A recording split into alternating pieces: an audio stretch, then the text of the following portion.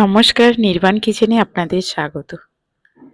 আজ আমি বানাবো বাঁধাকপি পাতা বাটা চিংড়ি মাছ দিয়ে।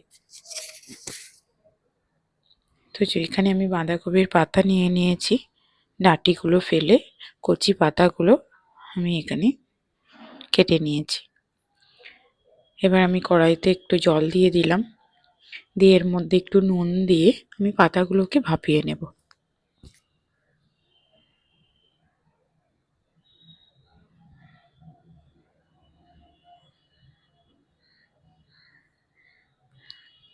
এখানে আমি মিক্সচার বাটিটা নিয়ে নিয়েছি, ওর মধ্যে আমি পেঁয়াজ কুচি, রসুন আর কাঁচা লঙ্কা আর একটু আদা আর একটু সর্ষের তেল, ঝালটা যে যেমন খাবেন তেমন দিতে পারেন, ঝালটা বেশি হলে একটু ভালো লাগে। এবার এটাকে আমি একসাথে বেটে নিয়েছি, পেস্ট বানিয়ে নিয়েছি। চাইলে কেউ আলাদা আলাদাও পেস্ট বানাতে পারেন। এবার আমি ওই মিক্সার বাটিতে একটু মাঝারি সাইজের চিংড়ি মাছ দিয়ে এটাকে আমি মিক্সারে পেস্ট করে নেব। মিক্সারে পেস্ট করে নিয়েছি।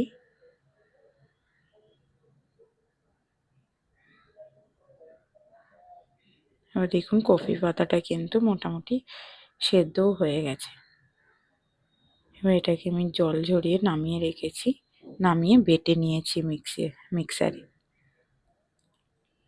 কড়াইতে আমি একটু সর্ষের তেল দিয়ে দিলাম, দিয়ে ওর মধ্যে গোটা শুকনো লঙ্কা ফোড়ন দিয়ে দিয়েছি, একটু কালো জিরা দিয়ে দিলাম,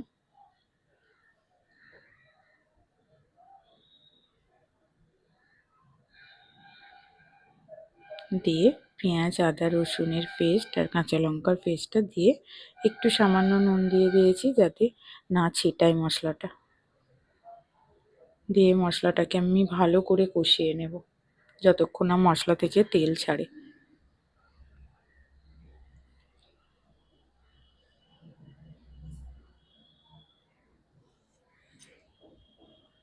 এবার ওর মধ্যে আমি অল্প একটু হলুদ দিয়ে দিলাম, খুব বেশি হলুদ দেবেন না, সামান্য একটু হলুদ দিয়ে দিলাম।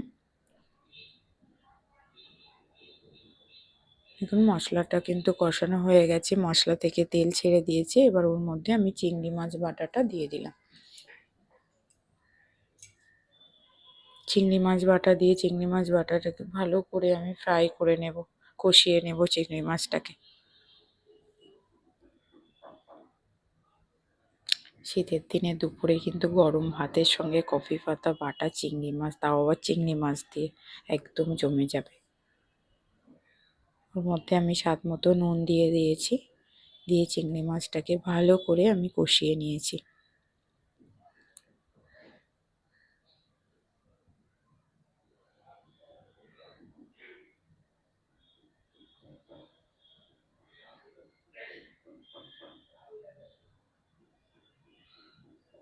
এবার ওর মধ্যে আমি কফি পাতা বাটাটা দিয়ে দিলাম, দিয়ে আমি একটু স্বাদ মতো নুনও দিয়ে দেবো ওর মধ্যে, এই সময় দিতে পারেন নুনটা। দিয়ে এটা কিন্তু ভালো করে হাই ফ্লেমে কষাতে হবে। একটু চিনি দিয়ে দিয়েছি সামান্য, হাই ফ্লেমে ভালো করে কষিয়ে জলটা মেরে নিতে হবে।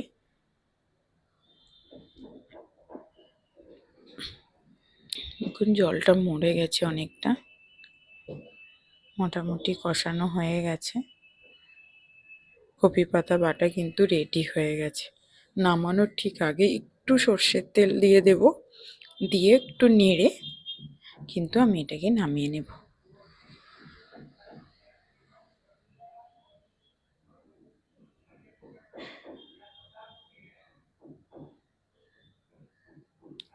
দেখুন রেডি হয়ে গেছে কপি পাতা বাটা। আপনাদের যদি এই রেসিপিটা ভালো লাগে তো প্লিজ লাইক সাবস্ক্রাইব করে পাশে থাকবেন, আর অবশ্যই জানাবেন কেমন হয়েছে।